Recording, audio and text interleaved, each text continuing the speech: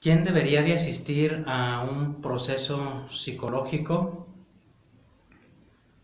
Para poder responder esta pregunta, primero hay que definir el concepto de psicoterapia.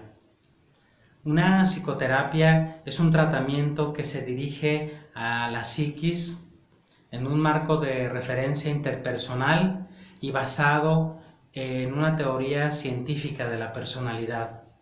Es decir, los rasgos característicos de una psicoterapia son primeramente por su método. La psicoterapia se dirige a la psiquis humana por la única vía practicable, la comunicación. El instrumento valioso de la comunicación es la palabra. Ricardo Horacio Echegoyen comentaba que la palabra es fármaco y a la vez mensaje. En un marco de referencia interpersonal, la psicoterapia se da entre un psicólogo, una psicóloga y un paciente.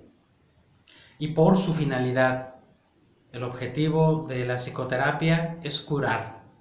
Todo proceso de comunicación que no tenga por objetivo curar no será psicoterapia. Habría que agregar una idea pertinente que propuso hace muchos años Sigmund Freud. El 12 de diciembre de 1904, en el Colegio Médico de Viena, Sigmund Freud, respecto de la psicoterapia, da una idea original, moderna para su época, pero vigente hasta nuestros días. Freud dice que la psicoterapia se debe de indicar no solo por la enfermedad, sino también por la personalidad del individuo. Esto hasta nuestros días es vigente porque aplica tanto en lo técnico como en lo ético. Un psicólogo y una psicóloga no pueden trabajar con alguien que no quiera asistir a un proceso terapéutico. Primero, porque no es ético que cobres una sesión, ya sea porque te lo pagan los papás de un niño, que tanto la institución como los padres consideran un problema. No es ético trabajar con una persona que no quiere ir a un proceso terapéutico, no importando que este proceso ya esté pagado por los tutores o por la institución. Pero además, no solo que no es ético, sino que no es técnicamente viable. No podrías trabajar con alguien que no quiere estar ahí. Esto es importantísimo hasta nuestros días porque muchos de los niños que son enviados al psicólogo o a la psicóloga son enviados porque al papá o a la mamá le parece descubrir un problema en el hijo y entonces, o a la institución un problema en el alumno y entonces pues que se le trate a este que es un problema, a este niño, a esta niña que es un problema. Técnicamente y éticamente esto no es posible. Ahora, nosotros conocemos a personas que sabemos que tienen problemas emocionales, que van mal sus relaciones afectivas, que viven mal, que se enferman muy seguido, que tienen muchos accidentes, accidentes menores, que tienen síntomas pequeños, cada cierto tiempo de la semana o del mes enferman de gripa, les duele la cabeza, síntomas fisiológicos constantes, molestos, pero recurrentes. Y entonces, pues nosotros sabemos que estas personas tienen problemas emocionales o psíquicos, pero si la persona no quiere tratarse, si la persona no vislumbra que un proceso terapéutico le puede servir, no hay forma de que este proceso tenga lugar. Si alguien es obligado a ir con la psicóloga o con el psicólogo, el tratamiento no puede ejercerse en esos términos y además, si se ejerciera, no va a funcionar. ¿Quién sí debe de asistir a psicoterapia? Primeramente, alguien que quiera ir, alguien que sienta que tiene una incapacidad de vivir en paz, que tiene una insatisfacción personal, que ubique que sus relaciones afectivas van mal, que se están deteriorando, pero sobre todo que quiera ir a resolverlo. Hay una segunda respuesta a esta pregunta. Es decir, no solo deben de asistir a psicoterapia las personas que identifiquen un malestar interior y que además quieran tratarlo. Sería pertinente que las personas que trabajan con otras personas también se revisaran psicológicamente. Y con esto estoy hablando de personas cuya profesión las pone en una posición muy delicada con terceros. Estoy hablando de profesores, de educadores, enfermeros, médicos, abogados, por supuesto, psiquiatras y psicólogos. Toda aquella persona que trabaje con otras personas debería de tratarse psicológicamente. En psicología decimos, o al menos esto es lo que le comentamos en el núcleo de los psicólogos a los estudiantes que inician su proceso académico, que una idea que puede ser muy confrontadora para un estudiante: no es una inquietud intelectual lo que te llevó a estudiar psicología, es una bronca emocional lo que te lleva a buscar respuestas en psicología. Entonces, primero hay que revisar la bronca personal y luego será importante que la inquietud personal troque en una inquietud intelectual, pero incluso se puede ver complicado en el aspecto teórico la asunción de conocimientos cuando persiste la bronca emocional, el problema interno.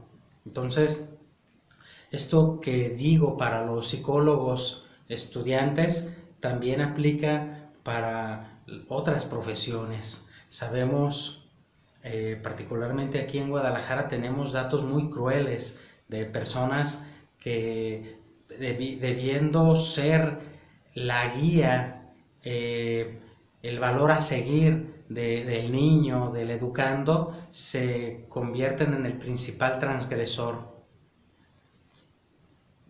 Entonces, esto pasa porque la persona no se revisó antes, psicológicamente hablando. Es fácil, por ejemplo, para un profesor, para una educadora, es fácil decir: ese niño tiene un problema, aquella niña tiene un problema, decirlo desde la comodidad del sillón del profesor, pero lo complicado es: ¿y no tendré yo el problema? ¿No tendré yo la incapacidad de acercarme a esa persona? Y así en otros rubros. ¿Un sacerdote debe de revisarse psicológicamente? Por supuesto que sí. Debe de estar sometido a un proceso de varios años. Yo diría que todos los que trabajamos con personas, desde psicólogos hasta maestros, educadores, sí estamos obligados a someternos a un proceso terapéutico para conocernos, para saber de qué pie cojeamos, y desde ahí primero resuelvo mi problema y ya después veo si puedo trabajar con otras personas. Mientras esto no se lleve a cabo, seguiremos como sociedad dándonos cuenta de sacerdotes que tergiversan su práctica religiosa y llegan al colmo de caer en actos de pedofilia, y también de directores de escuela y profesores de escuela que son transgresores respecto de los niños que están a su cuidado. Y también enfermeros y médicos que son transgresivos, nocivos en su trabajo con sus pacientes. Si se revisaran emocionalmente, otra cosa sería. Harían un trabajo más ético, más pertinente, más cauteloso. Trabajar con personas no es sencillo. Trabajar con personas es muy complicado. Entonces, los servidores públicos, desde policías hasta una persona de mercados, estos que revisan a los vendedores ambulantes. Si hubiera una revisión de su persona, otra sería la dinámica de trabajo. Concretando, ¿qué es una psicoterapia? Un proceso que se dirige a la mente en el vínculo psicólogo-paciente, basado en una teoría de la personalidad con la finalidad de curar. Hay muchos enfoques en psicología, son 5 los oficiales.